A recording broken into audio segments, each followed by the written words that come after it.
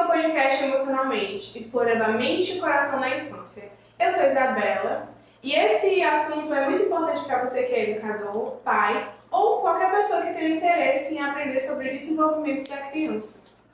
Olá, ouvintes, meu nome é Gabriele. Hoje a gente está aqui com a psicóloga Tainara Vicente, que é especialista em saúde mental e também sexualidade humana.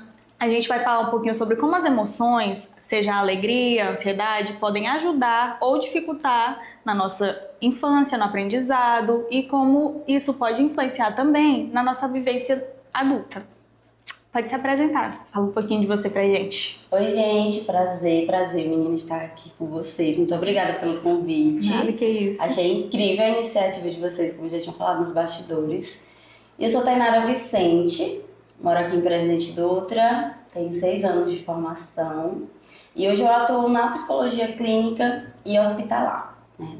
Tenho a especialização em saúde mental e sexualidade humana.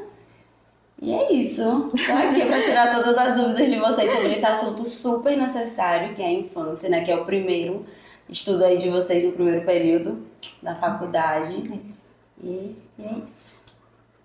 Como é que as emoções elas podem influenciar na fase da criança na escola? Aquele primeiro momento, primeiro período, sabe? Aprendendo as cores. Como uma criança, por exemplo, que tem um comportamento agressivo ou um comportamento calmo pode diferenciar isso? Como isso influencia no aprendizado dela? Tá. Aprendizagem e emoção são ligadas, né? Uma precisa da outra.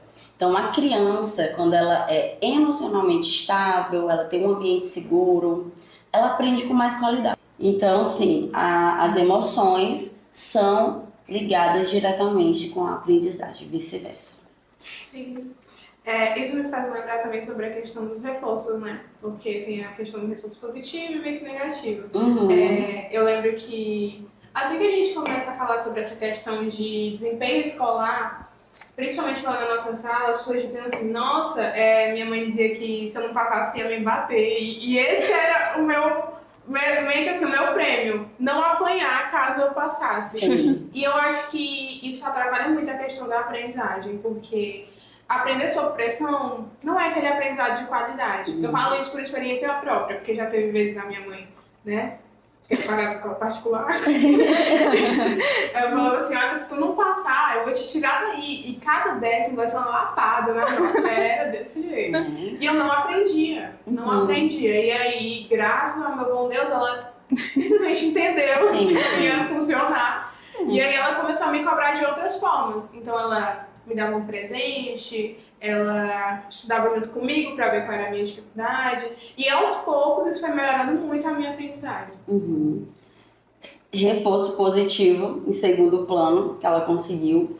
E de fato, a criança ela precisa de um reforço positivo, principalmente quando é aquelas crianças que têm um pouquinho mais de dificuldade, um pouquinho mais lentas, preguiçosinhas. Então, no lugar de reclamar, de intensificar mais ainda de forma negativa, é interessante trazer um reforço positivo, né? Uma promessa, um presente, enfim, que aí ela consiga se dedicar mais. Porque, de certa forma, existem sim muitas crianças que os pais fazem esse tipo de ameaça, né? Eu vou te bater, vou te botar de castigo, ou você vai perder aquilo, e causa bloqueio.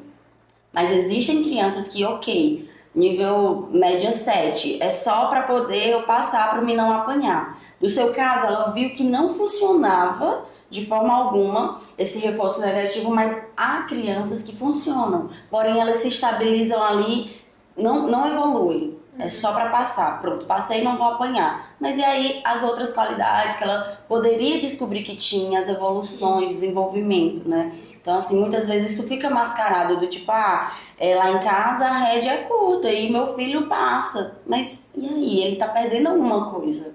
Então, nem sempre as coisas, elas são vistas de forma aberta, no sentido de, eu acho que eu não tô fazendo da forma correta, essa criança, ela tá emocionalmente bem do jeito que eu tô educando, mas não, ela só tá com medo, com nervosismo e tá te entregando somente aquilo que você tá pedindo.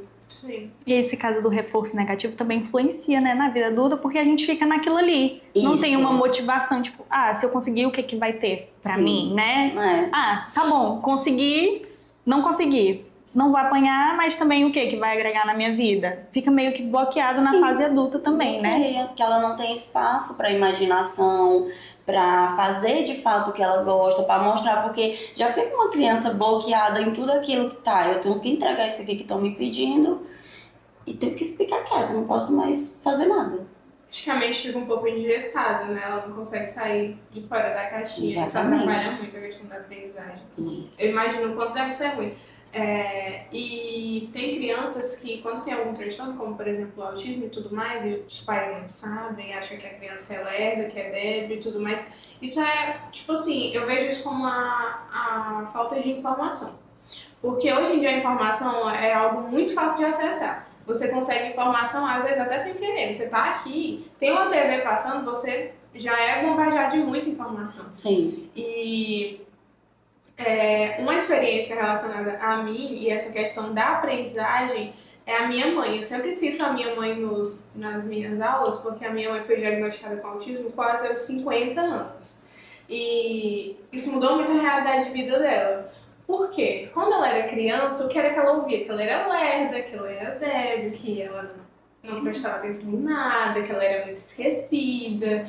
Porque ela ia fazer uma coisa, às vezes esquecia, e a mente dela às vezes era muito acelerada. Tinha dias, né? Dias e dias que ela dizia que era mais acelerada, outros dias nem tanto. Mas ela sempre disse que era uma criança obediente, que quando a mãe dela lembrava ela ia lá e fazia, meio que pra compensar o fato dela esquecer. E aí, ela não conseguia se firmar em nenhuma escola. Ela abusava os professores, os colegas, e não conseguia. Tanto é que, se eu não me engano, ela foi terminar o ensino médio com 23 anos, se eu não me engano. Então ela demorou muito a terminar os estudos. E esse é o problema que eu vejo na falta de informação, né? Porque antigamente as pessoas não tinham tanto acesso à informação como tem hoje, não tem os estudos que tem hoje. E tem a questão dos psicopedagogos que tem hoje, tem os terapeutas ocupacionais, psicólogo, tem tudo hoje. E aí eu vou te fazer uma pergunta. O que você acha que falta hoje, já que a gente tem essas informações? Eu acho que falta aceitação. Exatamente. Porque o que a gente mais recebe nesses casos é quando os pais não aceitam, por mais que pesquisam ali no TikTok, no Instagram, no YouTube, porque temos, meu filho se encaixa assim, com autismo. Mas ele não quer aceitar, então ele leva para o psicólogo para poder ajudar, me ajuda aqui, porque o meu filho tá assim, tá assado. E aí a gente tenta de alguma maneira já introduzindo isso e a gente percebe essa resistência. Muitos casos, a maior porcentagem geralmente é dos pais, homens, né? Sim. E as mães são as que demoram, mas aceitam, e aí vem aquele instinto de vou cuidar do meu filho, o que é que ele precisa, e os pais às vezes demoram. Então a gente acaba demorando mais ainda para introduzir essas crianças, né, numa equipe multi que ele precisa por conta dessa aceitação. Porque, né, a gente aqui tem o quê? Uns 2 anos, mais ou menos, que eu vejo que cresceu muito essa informação sobre o autismo, né? Sim. Então, tanto que vem muitos discursos do tipo, será se realmente as pessoas estão com esse diagnóstico, tanto o autismo como o TDAH vem crescendo muito, e estão também entregando muitos diagnósticos aí que não tem nada a ver, né? Eu sempre trago isso nas minhas redes sociais, que a gente não tem que se enquadrar dentro do diagnóstico. Tanto o autista, como quem tem TDAH, diversos outros, olhar para o ser humano não só como o diagnóstico que ele tem, Sim. mas como ser humano, né? Com a sua subjetividade, com um respeito e tudo. Porque cada pessoa, até mesmo os autistas, tem sua individualidade. Sim. E o seu jeitinho de viver, assim como nós temos o nosso jeitinho de viver, e a gente só tem que respeitar o jeitinho de viver de cada um. E aí quando há essa aceitação dos pais, né, e a procura de uma ajuda, é onde eles começam a olhar para o filho, os filhos deles, calma aí, o jeitinho dele viver é diferente do nosso aqui de casa, então vamos fazer aqui do jeito certo. Sim. E aí, tudo dá certo. Esse ponto que tu abordou é muito interessante, porque muitas das vezes não é de fato a criança, a criança é autista. Não é um transtorno, muitas das vezes, não é um TDAH, não é autismo, é um vício na tela, que o pai não tem tempo, toma aqui o celular.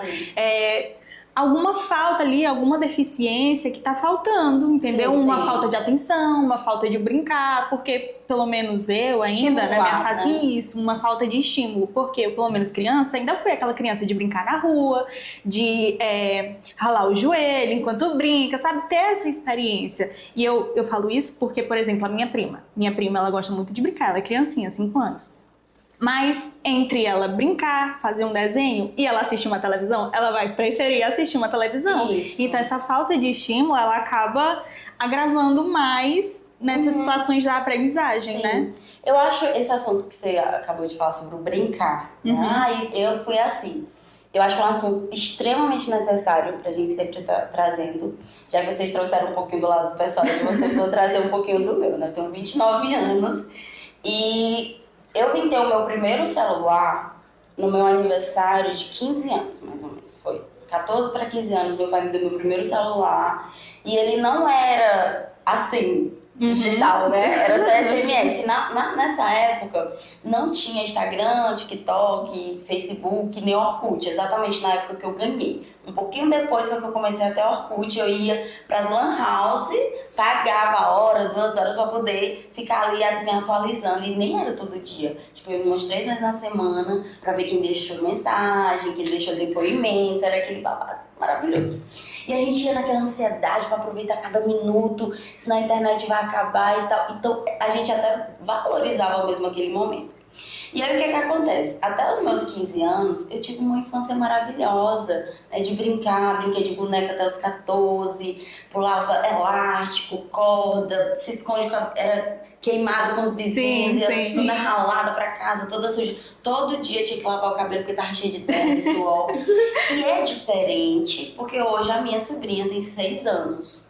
E comparar eu com ela, minha sobrinha, filha do meu irmão, da idade dela, é totalmente diferente. Né? Então a gente já tem que estar limitando os horários que ela vai assistir, o que ela vai assistir. Então a gente percebe uma diferença mesmo nessa geração, né? E o que é que essa geração tem a perder e tem a ganhar com essa facilidade, né, de internet para as crianças? Porque hoje é interessante alguns desenhos educativos, né, para a questão do desenvolvimento da aprendizagem da infância? Sim, mas existe muita coisa ali que só vai adiantar coisas que ela ainda não precisa ver, né, e também prejudicar naquele foco que ela vai ter só ali, ela não vai dar nem para as outras coisas que são interessantes para a idade dela, que vai ajudar no desenvolvimento. Então, a gente coloca ela ali pra assistir uma coisa. Menino, criança é esperto. Quando pensa que não, ela tá em outra, sendo que a gente até bloqueou um certo acesso, mas a criança dá um jeito. Então, são muito espertas para as coisas erradas também.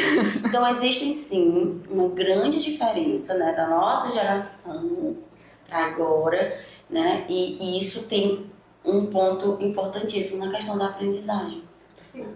Da criança. E aí é importante os pais hoje buscar informação, né, buscar um profissional para orientar. Isso não é vergonhoso. Eu recebo casos que, assim, hoje no consultório, eu não estou atendendo crianças abaixo de 9 anos, né? Estava atendendo até ano passado, vou voltar a atender exatamente por conta do espaço lúdico. Mas eu recebo muitos pais e mães só para orientação. Olha, eu preciso aqui conversar com você, porque meu filho tá assim e tal. E aí a gente vai orientar. Não é vergonhoso, né? E a gente tá aqui exatamente para isso. O psicólogo, o psiquiatra, o psicopedagogo, o professor me ajuda aqui. Como que é a criança na sala? Qual é a disciplina que meu filho está se desenvolvendo melhor? Ou está dando mais trabalho? O que eu posso ajudar? Olha, eu não tenho estudo, ou eu trabalho demais, mas eu preciso de uma ajuda. Não é vergonhoso. Porque hoje em dia a gente vê os pais com vergonha de dizer, eu não estou sabendo aqui o que é melhor para o meu filho. Então isso não faz sentido, né? E aí vocês podem, sim, os pais, buscar um profissional, seja psicólogo ou outro profissional que você sente que vai conseguir te dar essa orientação para que ajude você na educação do seu filho. Sim, inclusive hoje em dia tem muitos desenhos educativos que ajudam, né, nessa questão. Inclusive, quando as minhas primas vão lá pra minha casa, eu sempre coloco Show da Luna, Blue e Bingo, esses desenhos assim, que ensinam bastante. Só que eu percebi que eles têm uma preferência por desenho não verbal. Eu fico cortada, porque desenho não verbal atrasa muito a questão da fala. Sim. Às vezes eles... De se expressar. Sim. Né? O desenvolvimento da fala por inteiro. Porque a gente pensa que ele tá aqui ensinando uma coisa, mas na verdade ele tá jogando um monte de estímulo que não é necessário pra criança. E aí a criança fica sem saber o que ela tá recebendo, como é que ela processa essa informação, porque é muita coisa. Hoje, os desenhos de hoje são um monte de informação jogada e coisa rápida, e estímulo, e cor, e não sei o quê. Isso. Muito diferente dos desenhos de antigamente. Aí vem o vício da dopamina. Sim. Que inclusive nós adultos também temos quando a gente tá passando Reels e TikTok. Sim. Toda hora, e quero mais, a criança é do mesmo jeito. E tem no YouTube os Reels. Então a criança tá lá no YouTube assistindo uma coisa que a mãe deixou, a mãe foi lavar a louça, ele vai lá pro Reels. Então no próprio YouTube, que era um espaço de confiança dos pais, já tá... E aí aparece tudo. De tudo. Tudo que vocês imaginar. Deixa aqui a criança assistindo, sei lá, Show da Luna, ela já tá vendo... Ai, não vou nem comentar. Coisa de adulto, de adolescente, não tem nada a ver pra idade deles. Né? E quando é que é necessário da gente perceber que a criança tá tendo essa dificuldade pra gente poder inserir a intervenção de um profissional? Quando o pai perceber, não, aqui não tá legal, tá tendo alguma coisa, eu vou buscar um profissional. É por isso que eu falei da importância dos pais conversarem, né, com os profissionais. E quem são esses profissionais de priori para você, né, ver se o teu filho tá bacana? Professores. É extremamente importante, né, tentar conversar com os professores o máximo que conseguirem para ver se tá tudo ok na escola. Porque em casa você observa a criança mais desanimada, a criança com mais preguiça ou com raiva, um comportamento diferente, não tá se desenvolvendo bacana, tá? Ele tem 6 anos, essa atividade aqui é para 6 anos, mas ele não tá conseguindo. Então, assim, pode haver questão emocional, questão de estresse, questão de alguma coisa que aconteceu na escola, mas também pode ser em casa. Então é importante observar a mudança de comportamento e o atraso da aprendizagem. Porque alguma coisa está acontecendo para que ele não queira ir para a escola ou ele não queira voltar para casa. Sempre. E alguma coisa está acontecendo para ele ter um atraso ali, não seguir o mesmo ritmo que a escola está dando, em questão das aulinhas e dos outros colegas. Então é só observar isso e ir atrás que alguma coisinha E na terapia, assim, porque eu sou um pouquinho leiga, mas eu sei que os psicólogos infantis, eles tratam isso brincando, né? Como é que a gente percebe se a criança pode ter algum transtorno, alguma coisa só pelo brincar dela? Porque eu lembro que Melanie Klein fala sobre isso, né? Que ela é da psicanálise e ela fala sobre interpretar o brincar da criança. Como é que ela brinca, se isso influencia na emoção, se está acontecendo alguma coisa por trás daquele brincar ali. Eu amo atender crianças. Porque a criança, ela não mente. Ela não mente. Um adulto, ele vai pro consultório e não é que vou mentir pro meu terapeuta. Pra ele mesmo. A criança chega lá e a gente começa a introduzir brincadeiras, né, de acordo com a idade dele. Principalmente a idade mental. A gente vai tentando uma coisa e outra até encontrar ali o sentido pra ele. E a gente vai notar como ele brinca com determinada coisa e o que ele desenha também, né? Então, assim, na faculdade vocês vão ver vários testes também, e análise de desenho, e análise de brincadeira, essas coisas a gente estuda. Então, é o olhar mesmo, minucioso para a forma que aquela criança está brincando. E ter um cuidado também, claro, para a gente não ter fantasias ou criar alguma ideia que não tem nada a ver. A criança, ela pode não falar, não verbalizar nada, mas ela vai te entregar, brincando, aquilo que você quer saber. Inicialmente, com criança, né, a gente tem ali todo um trabalho inicial de deixar aquela criança à vontade no consultório, dela entender que ela está indo brincar com você, mas que você é alguém de confiança, que ali dentro daquela salinha aquela tia é uma tia que eu posso confiar, que eu posso falar, que eu posso tirar uma dúvida, que eu posso mostrar uma coisa que eu nunca mostrei pra ninguém, porque ela pode me ajudar de alguma forma, ou me salvar de algo, ou me orientar. Então, a gente vai introduzindo isso na brincadeira mesmo. E não é uma brincadeira do tipo, a gente vai brincar com o nosso sobrinho, ou com uma criança qualquer, né? É num roteiro linguístico ali, da clínica mesmo, da psicologia infantil, que a gente sabe o que a gente tá fazendo. Então, é brincando. Eles falam brincando. E é uma linha muito tênue ali, né? Porque uma criança que tá com dificuldade, por exemplo, pra gente descer ali da confiança que ela tem, por exemplo, fazer algo que ela não gostar, né, e ela interpretar isso como algum sinal para se fechar, é bem complicado. Sim. Isso, né? Como é que a gente, sabendo, tendo uma criança em casa, por exemplo, que tá passando por esse tratamento, tá tendo dificuldade, como que a gente, que é leigo, pode ajudar essa criança? Pela terceira vez, a gente sempre volta para esse ponto de conversar com o profissional que está acompanhando a criança, que é importante, porque nós, quando estamos acompanhando uma criança, a gente faz um trabalho em conjunto com a família. Então, a gente atende a criança, conversa com os pais responsáveis, atende a criança, quando há necessidade, olha, orienta aqui, orienta ali. Então, é um trabalho bem diferente. Para atender um adulto, a gente não vai ficar, né? A gente quebra sigilo, né, em determinados casos. Mas, quando é criança, é um trabalho totalmente junto com a família.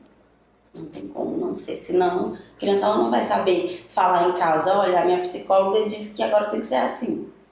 Ela não vai saber. Sim, agora eu queria fazer uma pergunta. Como que o bullying afeta essa questão da aprendizagem das crianças? Porque às vezes a gente vê que a criança ela se fecha completamente. E eu acredito muito que isso interfira também na questão da aprendizagem. Sim. Como que isso funciona? Tá. O bullying gera emoções totalmente negativas, né? Então, como eu falei no início, as emoções, elas são interligadas com a aprendizagem. Então, se você tem abertura para criar, tem um espaço seguro, consegue ser você mesmo, você tem mais facilidade de aprender.